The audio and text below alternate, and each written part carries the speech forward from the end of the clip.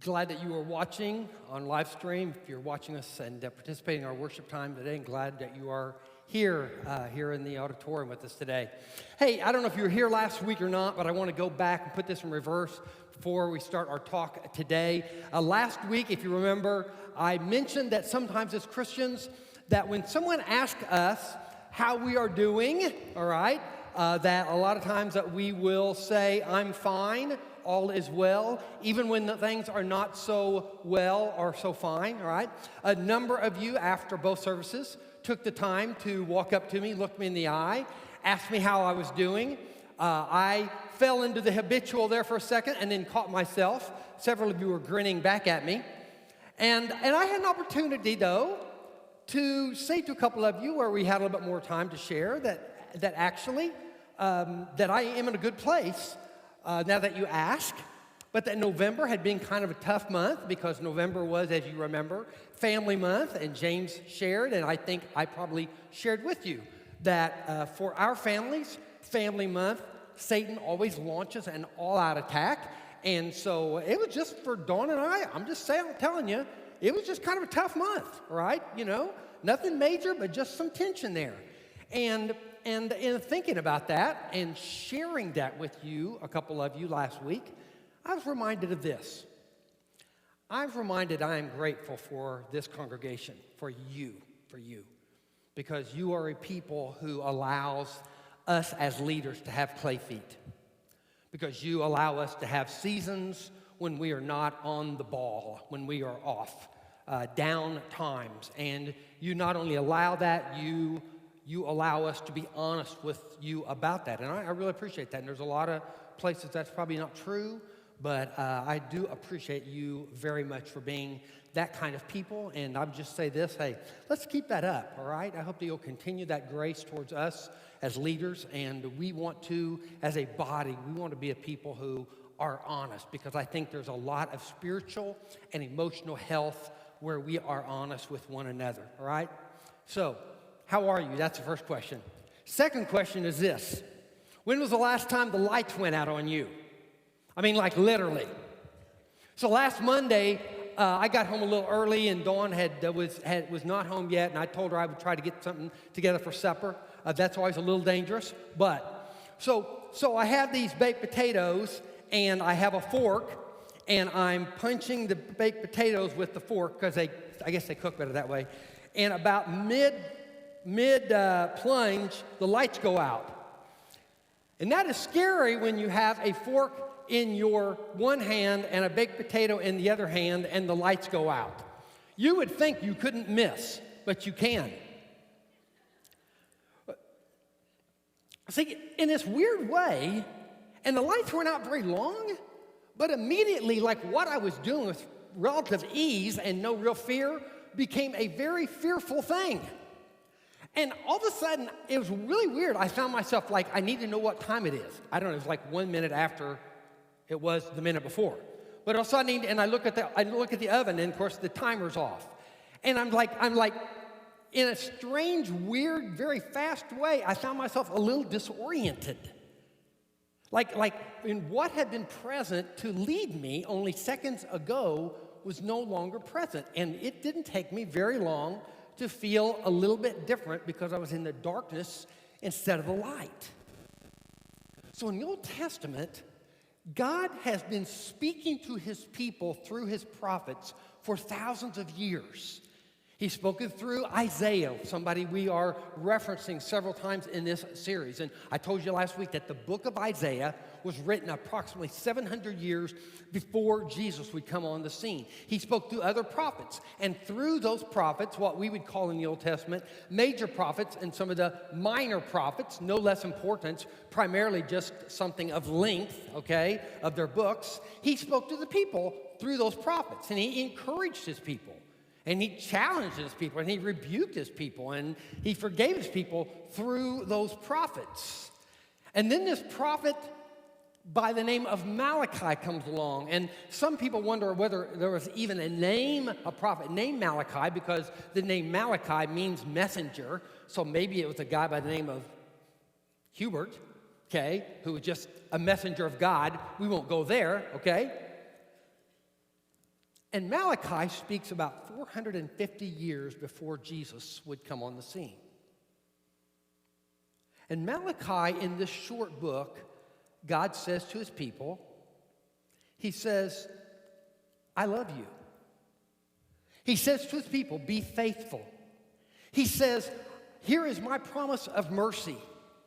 Then he says, there's going to be coming judgment. And there will be one who leads the hearts of the sons to the Father through the fathers.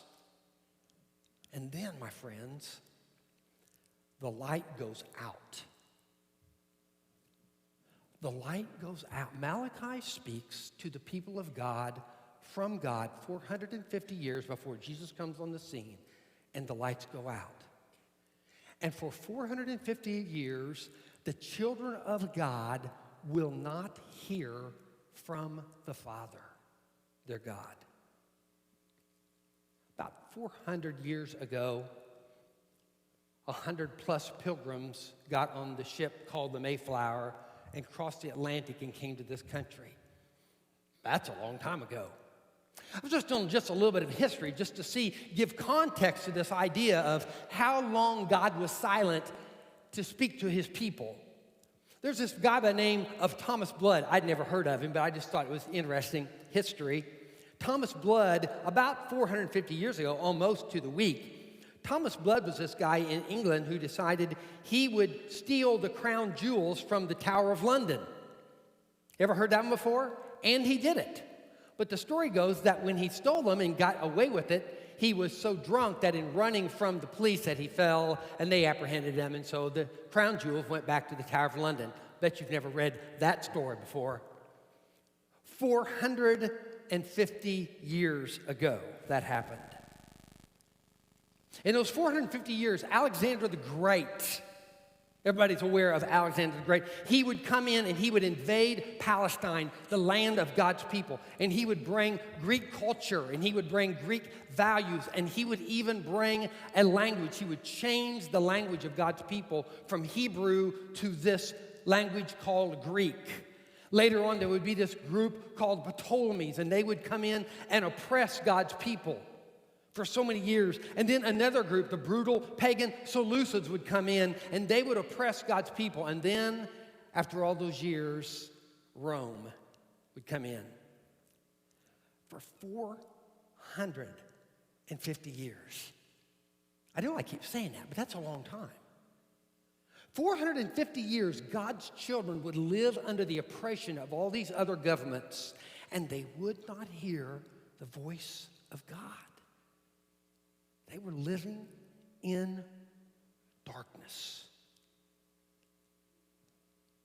for 450 years, wondering if they had been forgotten, the children forgotten by the Father. For 450 years, wondering, hey, these stories, we heard all our prophets talk about the coming Messiah who would free us from all this oppression. Nothing.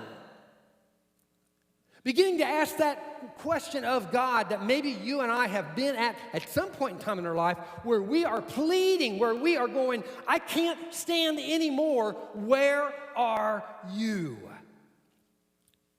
So what's darkness? What's darkness? I experienced darkness for just a few seconds last Monday in the kitchen, and it was uncomfortable in that short amount of time. Darkness is, in the deeper sense, darkness really is the absence of light, right?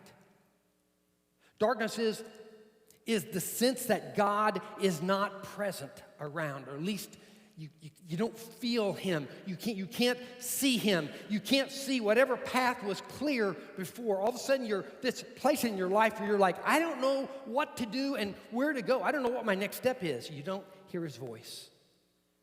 You don't experience his power. It's a sense, have you felt it before? At some point in time in your life where Jesus just left the building, or at least it sure feels that way.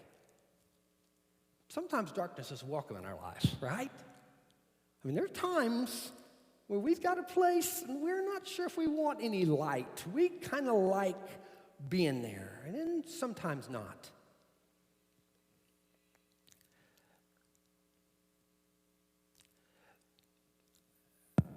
We live in a dark world, right?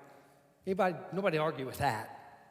I mean, you fall into conversation with anybody anywhere, and you're eventually going to talk about just how bad the world is. We've suffered a lot in the last few years. There's all kinds of issues we can talk about. Nobody has to convince us that this world is a dark place. We understand that. But I want to talk about not the world, just for a few moments. I want to talk about you and me. I want to talk about your darkness and my darkness. A mentor of mine years ago said, Steve, he said, you realize about Christians that sometimes when we're talking about big issues that we have in our life, for some reason we have this little thing that we do that when we start talking about our stuff, we no longer use the word mine or I, like I have a problem or this is something I struggle with. All of a sudden we fall into this much more comfortable, the world really struggles with. You ever find yourself doing that? You ever been in a conversation with somebody and they're going, a lot of men really struggle with, and you and I know what they're saying is, no, I'm a man and I really struggle with that. But it's so hard for us to catch ourselves or make ourselves say that. And this morning, I don't want to talk the world. I don't want to talk about them. I want us just for a moment, I want to talk about us, you and I. I want it to be personal. So this guy by the name of Robert Boyd Munger writes this book a number of years ago, really actually just kind of a little pamphlet. It was called My Heart, Christ Home. And in that book, if you're familiar with it, he basically takes the human life and the Christian life, and he says, our heart, our life is like a house. And that we give our house over to God, and he comes into our house, but then we have to invite him into each room of the house. Maybe the kitchen. Maybe our entertainment room. Maybe we have to invite him into the living area and the entertainment we're doing there. Or the place that we do our finances. We have to individually invite him into those specific areas of our life. And so I have to ask, as we are inviting him and the light he brings into the darkness in each one of those areas, here's a couple questions I'd like you to consider. Is there a room in your life where, if you're honest, you can't imagine good happening? Some might call it hopelessness. That no matter how many options you think about, how many projections you go, what if, maybe, you can't imagine something good coming. Is there a place where you have a thought or a belief about yourself or others or even God, that when you think about it, you find yourself spiraling into negativity and bad behavior? Is there a secret place in your life? Ouch. A dark place. Is there a locked door in your life that you hope nobody ever opens? For whatever reason, shame or guilt, a painful place, a place where there's a wrecked relationship with God. Is there a place in your life where you're just lost? I mean, where you're just like, gosh, I need some direction, but I just can't get a clear path. Can I just encourage you to do one thing this morning before we go on, and that is this.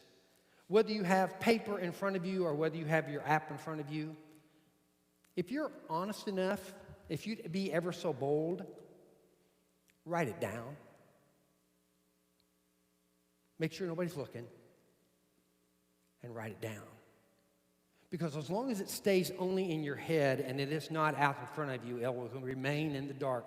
Putting it down, writing it down, is the very first way to light the match and bring light to the darkness. And it probably won't happen until there's at least a confession of a place or recognition of the fact that there is that place.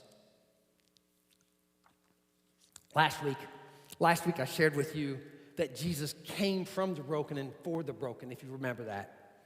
Preachers always like to assume that you remember everything we said. I'm sure that you do. Thank you. Jesus not only came for the broken, but you know probably that Jesus came at night. He came at night. What an entrance, really. I mean, what an entrance. Remember, can I say it one more time? 450 years of oppression and spiritual darkness, oppressed by governments, waiting for the Messiah.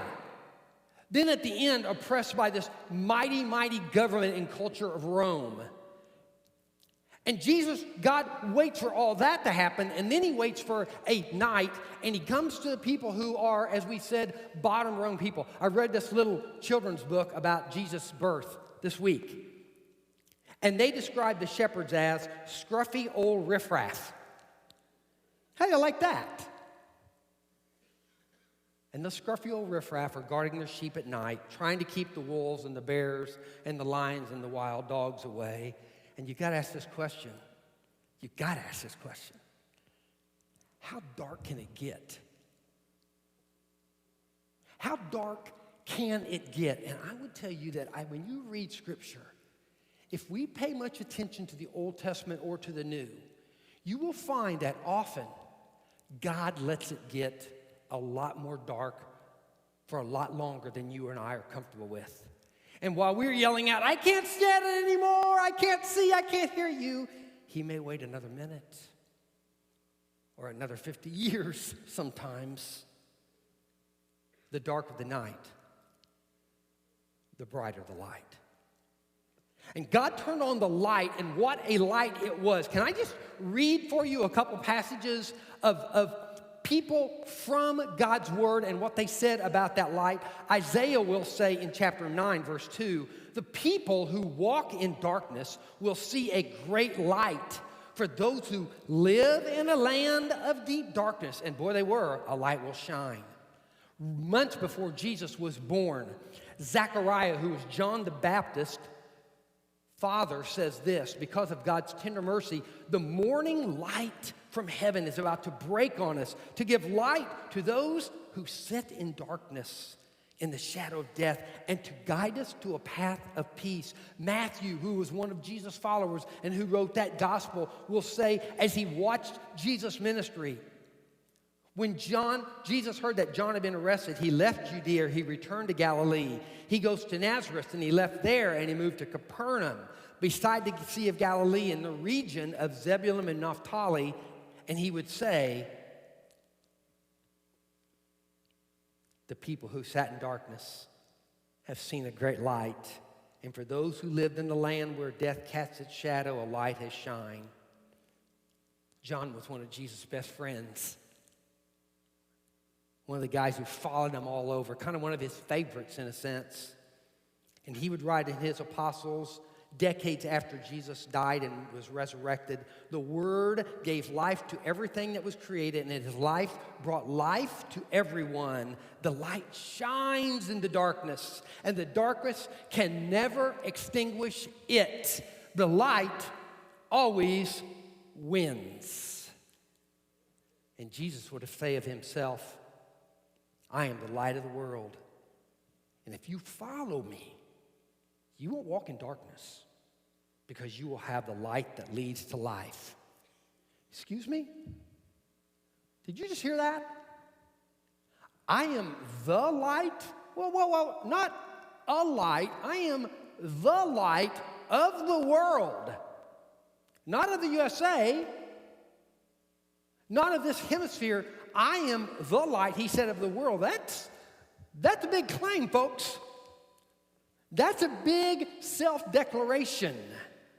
We were in staff planning day this last Monday. We fell into conversation. I kind of came and walked at the end, and someone was talking about someone in the sports world who had recently basically declared themselves to be the greatest of all time. And of course, when that kind of self-declaration, the next question in the conversation was like, did anybody agree with him? I mean, does anybody go, oh yeah, absolutely, you are the greatest of all time? Or was it just an arrogant self-declaration of GOAT? I don't know if you're familiar with NFL much. You know, I'm kind of a sports guy. There's this guy named Cam Newton who was an NFL quarterback and had some great success. I think won a Super Bowl with a particular team, went to another team, did not have a great career there at all, traded back to another team. So about 3 or 4 weeks ago, Cam Newton comes into this game. I guess he starts. And he has this really good game. And I saw this highlight of him, and he's taking the ball, and he's running into the end zone. Scores a touchdown, right? He's going crazy. I mean, he takes the ball from the end zone, runs by himself while everything else is going on, runs to the 50-yard line, is running around, throwing the ball down crazy. I mean, do you watch much football? Touchdowns happen pretty often. I mean, you'd have thought this guy had done something that hadn't happened in 10 years. And then he declares, Cam is back. Woo! 2 weeks later, I'm watching TV. Cam was back on the bench. Self-declare. When you make a declaration like I am the greatest, when you call yourself Super Cam, you better be able to back it up. And Jesus did. Jesus did. Not only did he declare himself that, but those around him declared it, and the world has been declaring it ever since. And folks, you know what? Isaiah declares it 700 years before Jesus would ever be born. A great light. He would say, a child is born to you. A child is born, and he will be called Wonderful Counselor, Mighty God, Everlasting Father, Prince of Peace. How many of you have read that before or heard that read? Yeah. I mean, that's incredible. And I always thought, that was kind of a self-declaration, like he will call himself. But no, it's not. That's not a self-declaration. Although he would declare himself many things.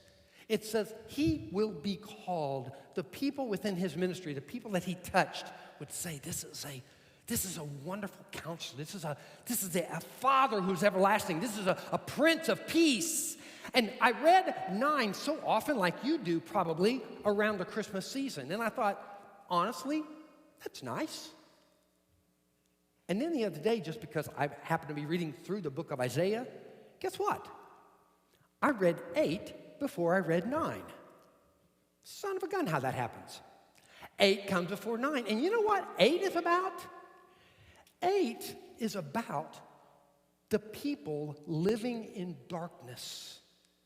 See, this wonderful counselor, mighty God, everlasting Father, this is not just some generic, vague terms. We go, oh, he is all that and more. No, these are things, specific things. And Isaiah will say to the people of God, catch this. He will say, before he reveals the light, he will reveal why people are in darkness, what brings you and I into darkness. Pay attention to this.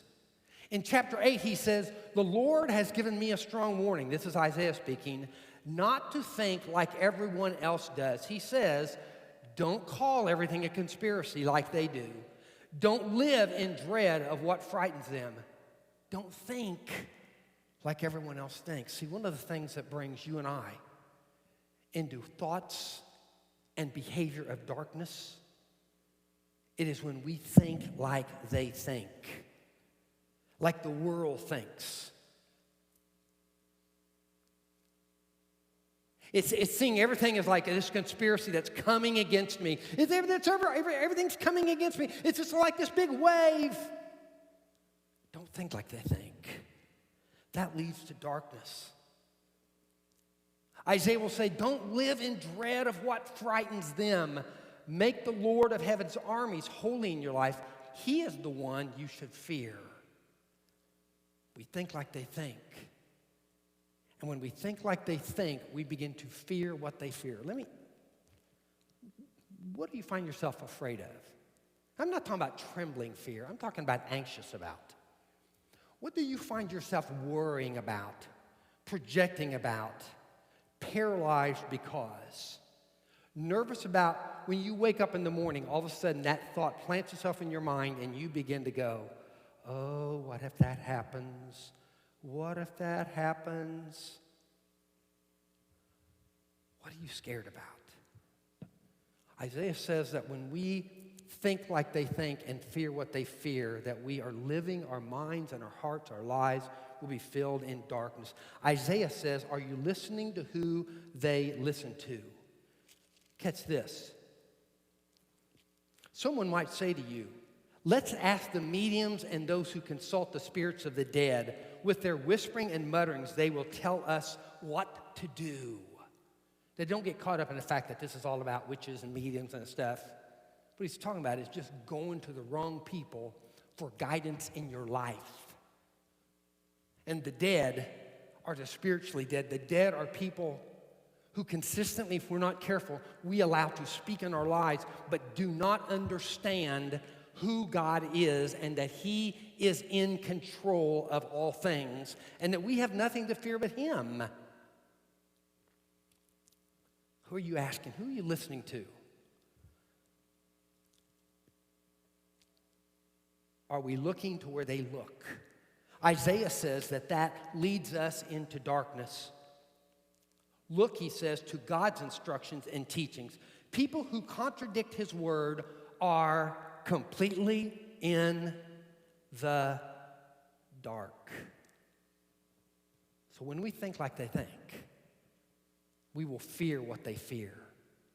When we listen to who they listen to, when we look to who they look to, folks, our lives, your life and mine, rooms in our life, even though we may have been redeemed by Christ, even though we have salvation, there will always be square footage in our hearts, rooms and closets, an area where there is darkness reigning instead of light that will rob us of what God has for us. And the only way to get the darkness out is to bring light in. You can't just push darkness out of a room. It takes light. And there's a certain ruthlessness, I would say, in these areas. I had this friend, and I loved hearing this the other day. He said, I was just listening to this particular programming every day on the radio, and he said, I just realized, I'm angry all the time.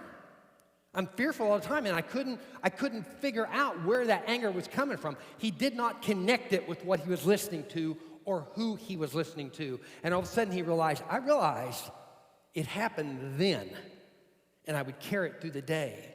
It was causing me to be angry, and it was causing me to be fearful, to be cranky. And he said, I decided, I would shut it out. Ruthless. So the darkness would leave and light would be able to come in. I love that. What news source are you listening to? I'm not telling you to be ignorant. We need to be aware of what's going on in our world, but I'm telling you, the news sources we listen to make you and I fearful because they do not take into account that there's a God who is in control of all these things. Yes, even the bad things. What are you reading? What are you reading? Not even for entertainment. What are you reading? And how is that feeding you? What darkness is there? What is it that you're reading that is not true? What are you watching? What are you listening to? Man, music is powerful in my life. And if I listen to the wrong stuff, it becomes a part of who I am. I begin to think about those things. And we can talk about social media. We can talk about Netflix binging. Got uncomfortable with that, didn't we? And I would just say this before I go on, folks, that when you and I grasp what the darkness and how it comes in our life in chapter 8, then chapter 9, wonderful counselor, Prince of Peace, everlasting Father, mighty God, those things begin to be rich in meaning. He is called Wonderful Counselor. You ever been to a counselor before? You can admit that. I have. I've sat and told my stuff to somebody and listened. You know what a really good counselor does? A lot of? Listening. A good counselor will sit and listen for a long, long time to grasp who you are and where you are coming from and where the real issues are. He will listen for a long time before he speaks a word into your life. And I'm convinced that God listens well. But at the same time, God knows better than you who you are because he made you.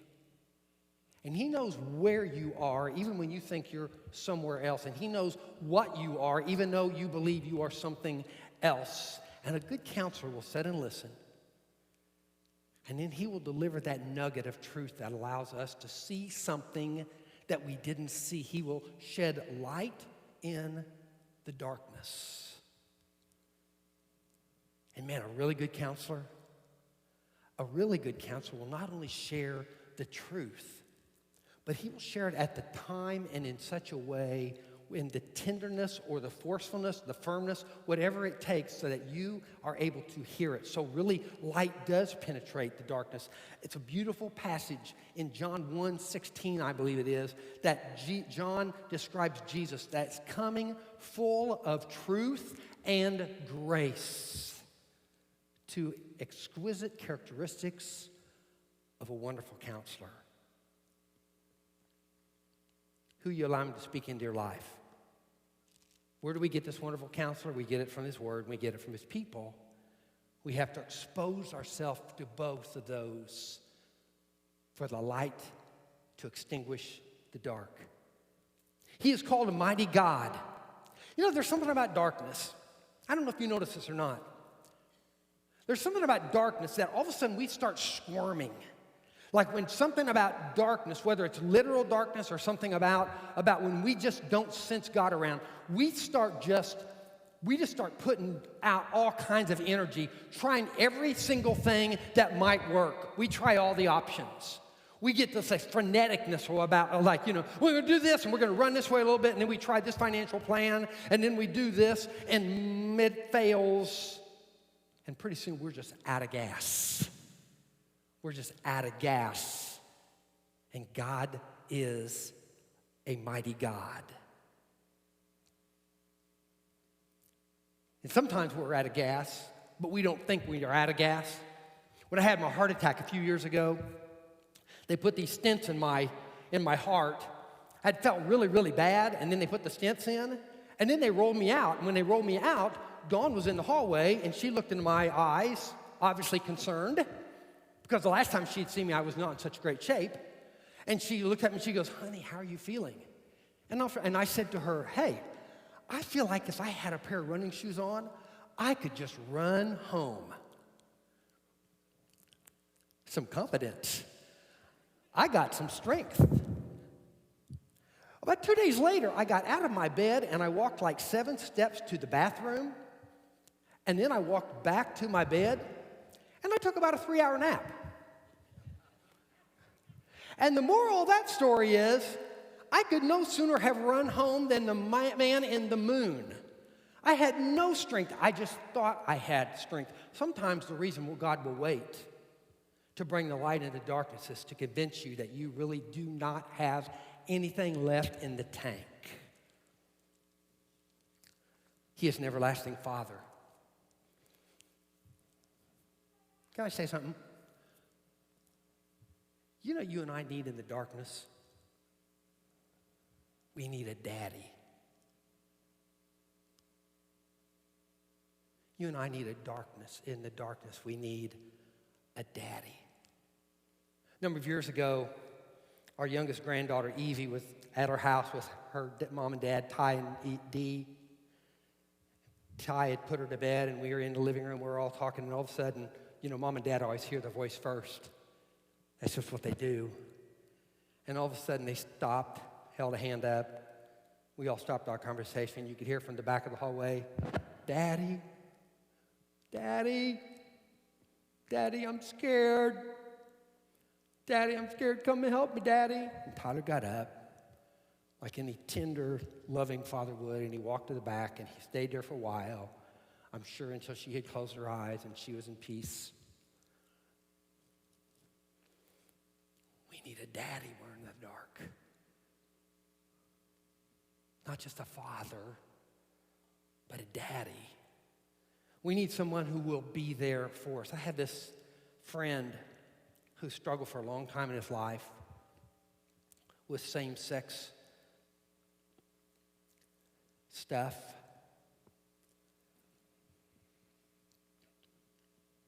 And part of his story is that although he'd grown up in a Christian home, he grew up with a dad who was just kind of emotionally distant. Not a terrible dad, just a dad who just had a hard time connecting with his son in some ways. And he came to a place in his life where he knew he needed, in the darkness, he needed a daddy. And now when he refers to the Father, when he refers to God, he writes or he speaks Dad or Daddy. I saw that happening, and I had another friend whose dad was also very emotionally distant, who probably had never spoken the words, "I love you," in his life. And I went to another friend of mine, and I said, "Hey, think about this. I think you need a daddy." And he said, "I've never thought about God in those terms before." And now when he writes to me, when he encourages me, when he speaks into my life, and he refers to God or the Father, he calls him Dad. It's changed, he says, the way he relates to the Father. It's a beautiful thing. I would just say one other thing before I go on, and that is this, that the Father gives you and I our identity. We get our identity from our Father. And he is an everlasting Father, and so his identity goes on and on and on. Our identity cannot be lost. It will always be found in the Father and in his Son as believers, as part of the family of God. And he is a Prince of Peace. And you would expect me to say, because that's what we do, peace is not circumstantial and peace is not the absence of conflict. But I would tell you this, that in Isaiah, in 13 through 24, God speaks to Isaiah, to his people, and he says to all these people surrounding his Israel, and he says, listen, you take pride in your commerce, and you take pride in your army, and you take pride in your harvest, and you take pride in your beauty, and I'm going to destroy it all because you trust in those things. You trust in the things that you have pride in. And you and I, my friends, live in darkness as long as we are trusting something where we feel a sense of strength and pride. It's just what we do. We trust what we inwardly take pride in. And Isaiah will say to the people in 26, God through Isaiah, you will keep in perfect peace all who trust in you, whose thoughts are fixed on you. Trust in the Lord always, for the Lord God is the eternal rock. Don't trust in those things. Trust in me, and I will become your Prince of Peace. Shalom.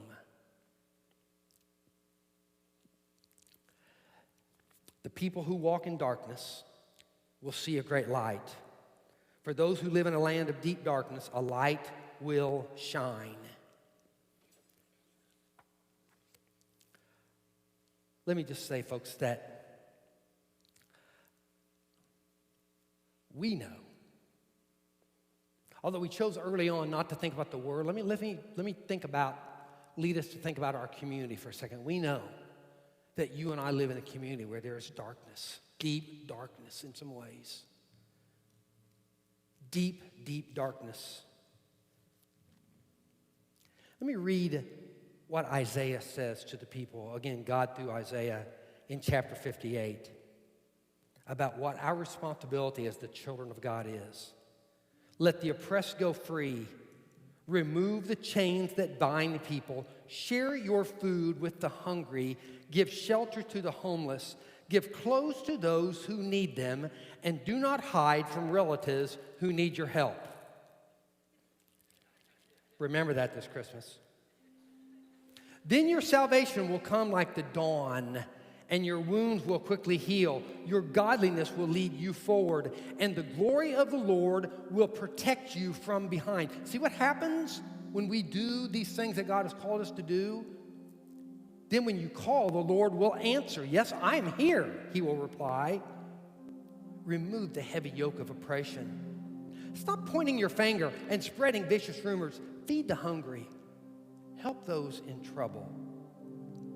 And then God says, your light will shine out from the darkness, and the darkness around you will be as bright as noon. And God will guide you continually. Light in the darkness. Can you imagine? Can you imagine, my friends, my brothers and sisters in Christ? Can you imagine each and every night of the week, very soon, that there will be homes in your neighborhood filled with cars and living rooms filled with people, believers and unbelievers, gathering together in city groups, studying together, light coming into darkness. Can you imagine? Can you imagine 2 or 6 people gathering in some corner of your work, studying the Word, praying for one another, just encouraging one another, the darkness exposed to light? Can you imagine?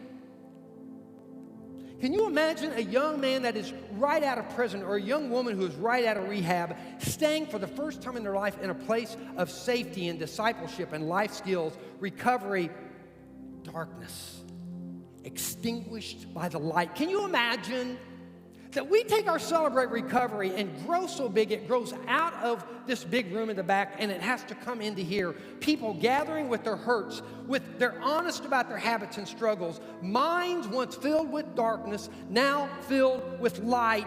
Can you imagine? Can you imagine the children in our schools that are close to us in proximity? Many of those children living in darkness, being drawn now to the light by people like you and I, who are loving them, people of the light. Can you imagine?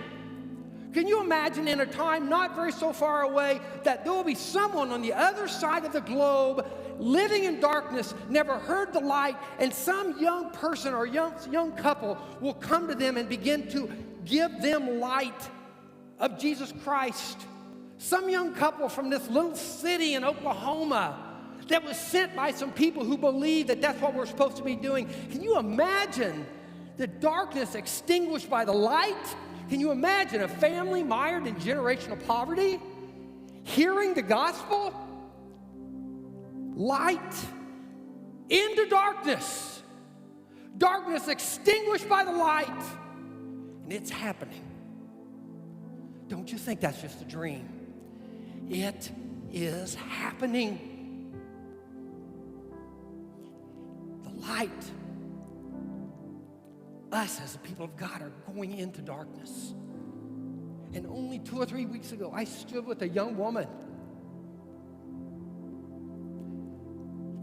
And she said to me, after sharing a little bit of her story, Steve, for the first time in my life, I have hope. Light into darkness. Let's stand and worship that light this morning.